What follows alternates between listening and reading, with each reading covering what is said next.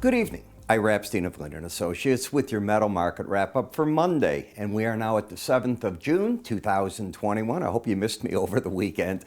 I had a ball, and I just didn't put out some of these updates, the free ones. All my subscribers got everything that they should. Now, I want to tell you that this coming Wednesday, June 9th at 12:30 p.m., we're going to have another one of our live webinar sessions that I call What's Up? In other words, what's up with the markets? What's going on? You bring your questions. It's free to come in. It's first come seating. We only have a limited number of seats. We do keep track of those of you that reserve a seat and don't come, and eventually you won't be invited. That's how it'll work. I've already got a list of the first group of people. We want you to attend. You can either call us to get it at 866-973-2077, or during this video, you're going to see right up here this icon. Just click it. That'll take you right where you go at any point. All right, so just hit pause at the end of this, click the icon, and you'll be able to sign up for it. And we do cover the futures, spiders, ETFs, and individual stocks. You bring the symbol, I'll bring the chart. We'll fire with it and have a ball with it. First one went good, but I can do them better, and I think we'll see that as time goes on. I want to go to 2 a week. I'm doing one this coming week because I got a lot of events that I have to take care of. But after that, I'm going to start a roll. I will take a little bit of a break in the summer for a week on a vacation every now and then, but not too much gone from you. So today was the day that the market had to adjust to the jobs data on Friday, and I called that sweetheart number. That's what I termed it. I wrote in my report a sweetheart number. Not too slow of job growth, not a hot number, nice pace. It'll pick up as people go off the the federal government unemployment benefit of $300 a week. There's 24, 25 states about to drop it between June 10th, 3 days from now, and July, mid-July. So you're going to see more and more people coming back. In Chicago, we'll take the honor of being the largest open city in the nation come Friday. Everything in Chicago is open. I mean, it's just like unbelievable. Tourism, hotels, boat rides, all the amusements, the movie theaters, plays are back. So the city's really reopening, and it's wonderful to see it. I've certainly missed it. But as we take a look and we look at a weekly area chart of gold, you can see how the market's just fighting a battle now at this 1896.80 area, 1900, right in that general zone on a closing basis.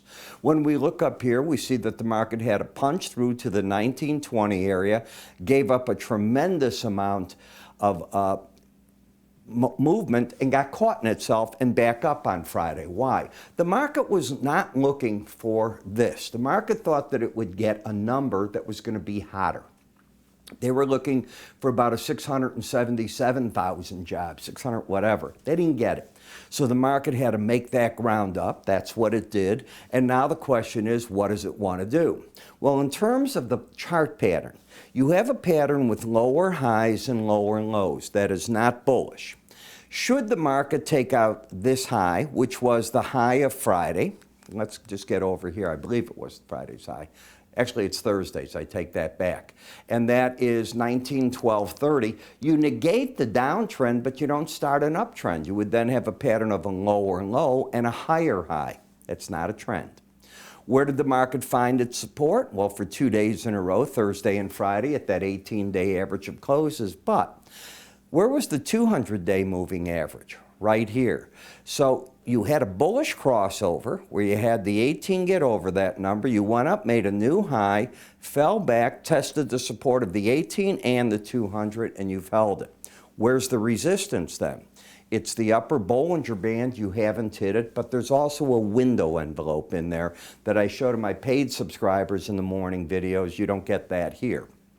But in any case, what I'm looking at right now is upside bias, a downward trend in the market, and momentum that is overbought and correcting. I don't see a darn thing.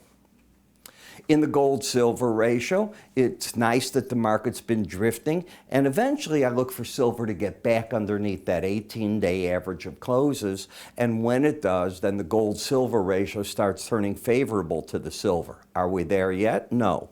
Like the gold, you have lower highs, lower lows. Like the gold, you've challenged Down here, a key number, the lower Bollinger Band. You came roaring back from there, caught the traders by surprise as well, and you're just sort of drifting right now.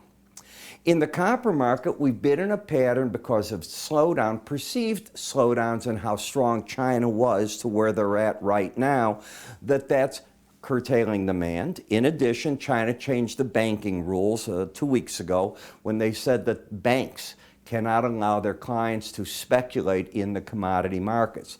Unlike our American accounts, that's very popular in China.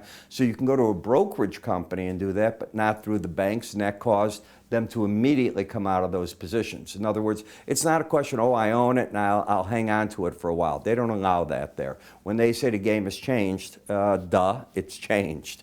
And away you went to the downside. So the market has to recoup that. Is the trend down? It most certainly is. What about momentum? Well, we're already in oversold territory. So you have a market that's caught here between the 18-day average of closes, the lower Bollinger Band, in sort of drifting, if you will. Has come well off these highs in the 490 area, back into the 442 zone. I don't know. I think the market still has good potential to the upside. The U.S. is coming out of its COVID issue. Europe is coming out. Not completely. The U.K. still hasn't made up its mind if it's going to go open as we are in Chicago, for example, on June 21st. A lot of debate about that. We'll see what the other countries want to do. When we look at the platinum market, you're getting a pattern here that is bearish. Be very careful of this. People aren't watching. You're getting the 18-day average of closes underneath the 100. That is not a bullish setup. So if the market goes up there, I'm looking for strong resistance, and I'm looking for the pros to be aggressive sellers there, probably with stops over the high back here of 1211. Is that for the average person? Well, it's an awful lot of risk. You know, you're talking there 18 points, and that's roughly, what, $900 a contract. That's a lot. Momentum's pointing up, so you could get that bounce, and you did bounce away from the lower band. For those of you that have taken my enhanced Bollinger Band course, what do you do the first time you hit a lower Bollinger Band? You take money off the table, if not all of it. Take the course, you learn. And that's under education on the website at www.iraepstein.com. Now in the palladium, higher high, lower low, no trend, battleground, very clear, the 18-day average of closes. Not as bearish as the chart that you have over here. Let me come back to that, the platinum chart with more resistance. So not quite as bad here, but there's nothing I see that can just turn the chart necessarily up. If we step back to the low right here, that's 2808. And if we come here, it's 2804. So even if you go up, you'd have a higher high and still that lower low. So I'm not seeing much, and momentum's telling us the market's not seeing anything. In the June dollar index, remember, we're going to switch over to September's very shortly. There's in the currencies, traders trade to the very last minute almost, and that's because there's no physical delivery. It's all cash. So they stay to the very end, and that's where the volume and open interest is, but it's going to shift on you very quickly now. In any case, you have a trend that is up. You're caught in the sideways action of 90.56 to 89.50, roughly a 1 full cent range. Neutral is the 18-day average. You closed, or you're trading under it, and you closed under it today, which means bias down, trend up, momentum fell flat on its face. Not a surprise. Then we look at Ethereum. The market has been drifting over here. Now, drifting, I want to use the key word, was in the momentum of the slow stochastics, and the market is out of being oversold with a downtrend. The trend in this market remains down until and unless 2867 is taken out, and any close under the current pattern over 2884.70 would be bullish in the market. You don't have that yet. Are the pros probably selling the rallies? I think they are still at this point in time. So remember, I'd love to see you come Wednesday, 12:30. The seats do fill up. We keep a list when you register of names, people that take seats and don't come in. We can block you from other attempts to register in a myriad of ways. Just attend if you take the seat. That's what we ask. All you got to do is click this, and away you go. I'll see you all tomorrow.